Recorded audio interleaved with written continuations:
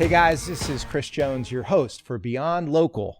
This is episode 19, and we are going to be chatting about, as we approach the fourth quarter here, holiday trends in paid search and social for this year and beyond. And super privileged to have our director of paid digital media for LSEO.com, Mark Dymond, back with us. Welcome, Mark. Thanks, Chris.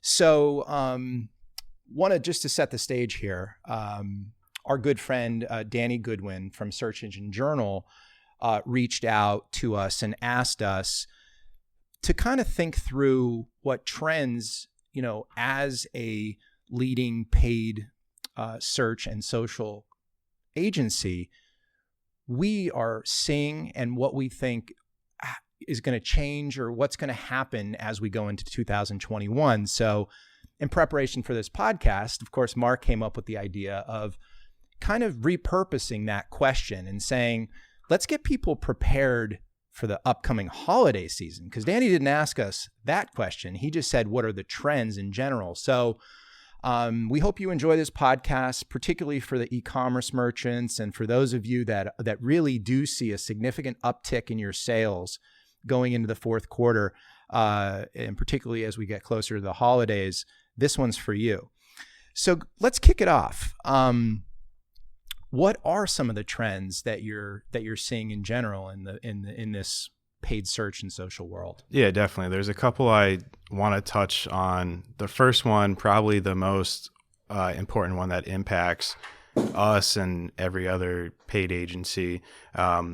As far as like Google and Bing or any other search platform out there, we're seeing like less control over the campaigns, but more automation, AI learning. This has been a trend that's been happening over the last couple of years. And by less control, I mean that AI is taking over like bidding and all of those trends where we'd used to have to go in every single day, adjust bids, see what happened yesterday, and maybe anything along those lines. But now there's automated bidding for maximizing clicks or return on investment or anything along those lines.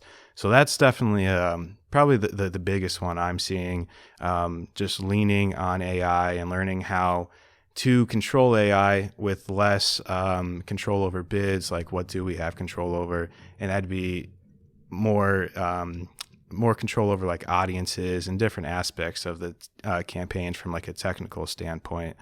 Another big one is, and this is even recent, less visibility into search terms, but we're getting some better audience targeting. So we'll start there.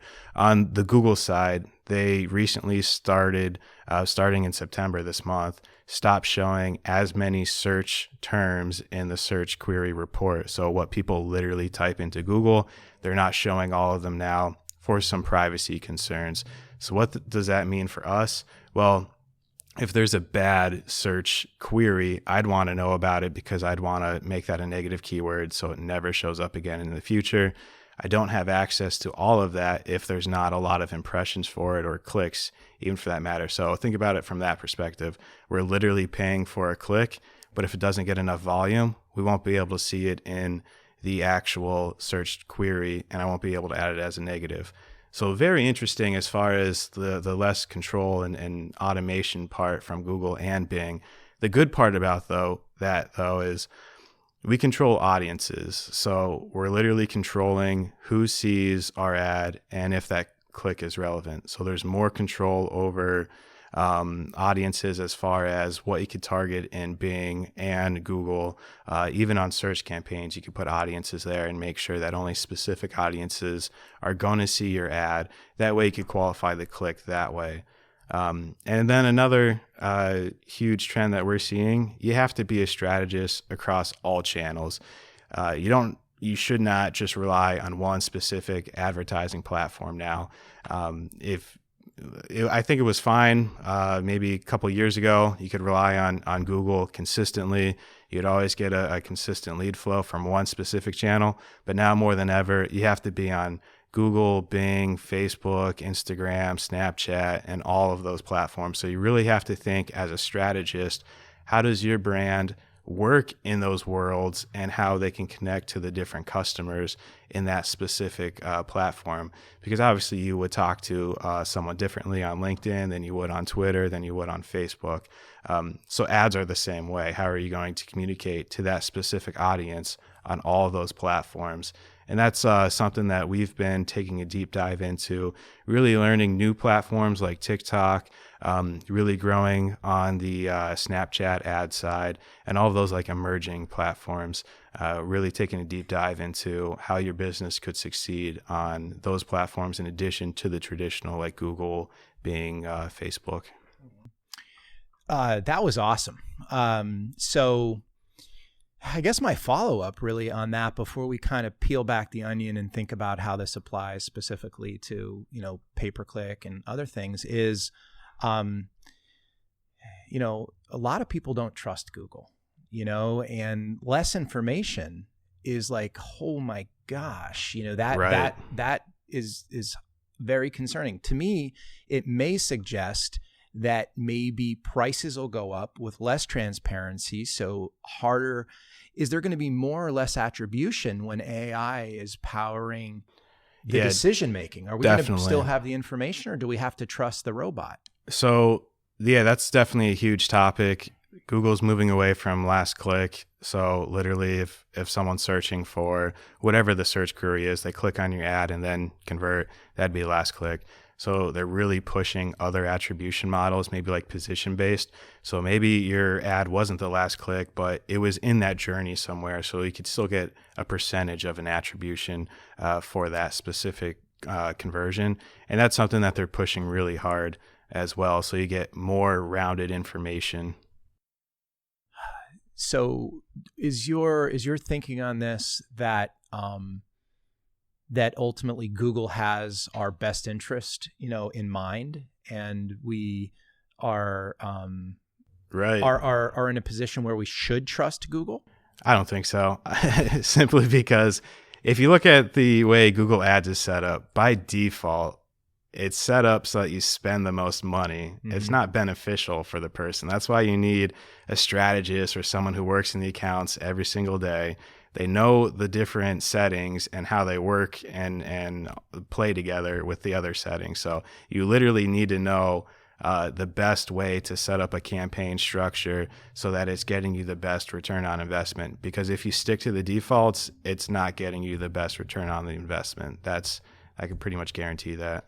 It's awesome. And I think, your position on this is summarized by, what you believe is a big, big trend here, not only for the holiday season, but going into 2021, which is you need to put that strategist hat on and think more holistically about, to your point earlier, and we're going to get into some of this, but how you approach the different platforms differently based on the audiences that they have. So your copy might change, your creative might change, et cetera. So I think you hit it right out of the park by saying this stuff, AI, and there's reason to be skeptical and potentially in some cases cynical about the direction that Google's going and other platforms.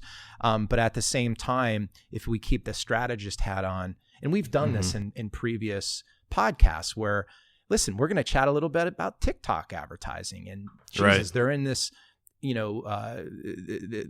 this fight with government about information. But at the end of the day, what we do here on this podcast and what we do at LSEO is our goal is our client's success is our success. That's one of our core values. So, for folks watching, Mark and I could really play this up if we want and get you really scared about these trends. But at the end of the day, we want you to be strategists. We want you to milk the opportunity. We want you to wring the sponge of the opportunity. And that's what we're doing here on this podcast. So I think you hit it out of the park. So exactly.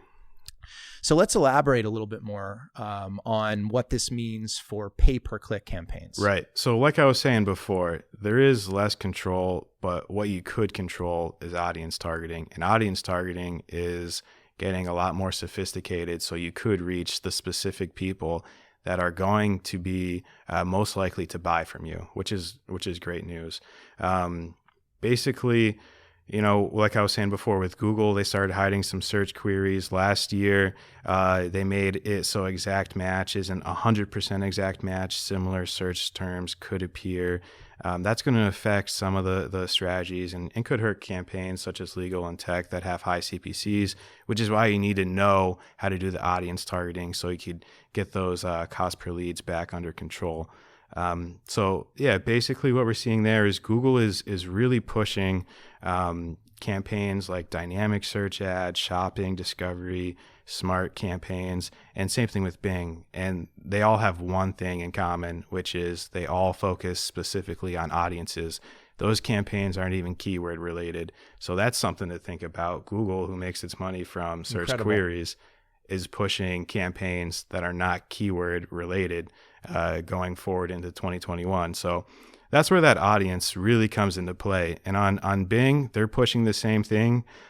Even more interesting on Bing, they're even just added the integrated LinkedIn ads targeting. So you could literally target people based on job skills or other positions, even specific companies on your Bing search campaigns. So that's pretty powerful. It's incredible. And Microsoft owns LinkedIn, correct? Yep. Yeah. Yep. So, there's some of the church and state concerns, right, privacy and stuff kind of sort of go away since when we sign up for LinkedIn, we know that it's owned by Microsoft. But now they could use that data on Bing ads, right, to serve the Bing advertisers. So that's pretty awesome. So all of that really boils down to the smart marketer of 2021 and going into the holiday season just needs to know their audience persona. They need to know who they're targeting and all of that. I'll give you an example. When we were looking at an e-commerce client who sells jam, we were looking at the different audiences in Google and their audience manager. Google will literally tell you what most likely those audiences are into. And again, this is for a client that sells jam, but the number one audience that it said was 10.3 times more likely than the general population to buy jam were people interested in refinancing mortgages. How that connects, I don't know, but that specific audience literally is the highest converting on that campaign. So I literally added that to the campaign, gave it a bid adjustment. So now anyone who's interested in refinancing mortgages, if they're searching for that specific jam, they get a plus 15% bid adjustment. So it means they're more likely to see our ad. Our ad will pop up. They see it. They click on it. They buy, and it has lower cost per sales. So, and by the way, the name of that client is the product they sell is bacon jam. Yep. What is the name of the client? That is gourmet bacon jam. Yeah, gourmet bacon jam. I mean, it's like bacon makes everything better. Yeah. But by the way, to your point though, machine learning, artificial intelligence, big data analysis, automated. As an investor, the big data thing has been discussed for a long period of time. And some of the biggest companies, with huge market caps came from building technology and infrastructure around big data. And that was as far back as 10, 15 years ago. If you look at the last, say, 3 to 5 years, I remember I was at a conference in Toronto, Canada, just last year, and I was at like a cocktail party. And this event was an invite-only thing with some of the founders of some of the largest companies around. And the point and the reason I'm bringing it up is because the trend at that time was all about AI, all about machine learning. Hey, where are you from? Oh, I raised $100 million from my company in New York City. They didn't use big data. They said AI and machine learning. And so I would go to the next person, Diego. And Diego would say, I'm from Seattle. I founded a company called Algorithmia, and we're a machine learning. It's like incredible. So I just want to emphasize the point that you're making, which is extraordinary, which is they're leveraging the latest state-of-the-art big data analysis capabilities to deliver, and again, we have to trust them, but to deliver what would ultimately be in our best interests, are ads in front of the most appropriate audiences? And you gave an example with the jam company of being able to learn about the types of audiences that are most likely to buy your product. Again, it's a leap of faith on some level, but if you embrace this, if you lean into this, what a huge, huge opportunity. So the holiday season is coming up, right? We hope our bacon jam client sells more bacon jam. But what trends can businesses work on now? Definitely. So right now is the perfect time to audit your account, regardless if you're e-commerce or just someone who's B2B. Anyone that is going to have like a holiday sale or anything along those lines, right now is the perfect time to do it before it starts getting busy. Basically, what we're seeing now is, one, you should look at your audiences, who you're targeting. Again, you could literally just go to Google Ads, go to Audience Manager, and look at the insights, and Google is going to tell you who's in market for your specific audiences that you set up. So that's one thing to add, right? Add them to your campaign right off the bat.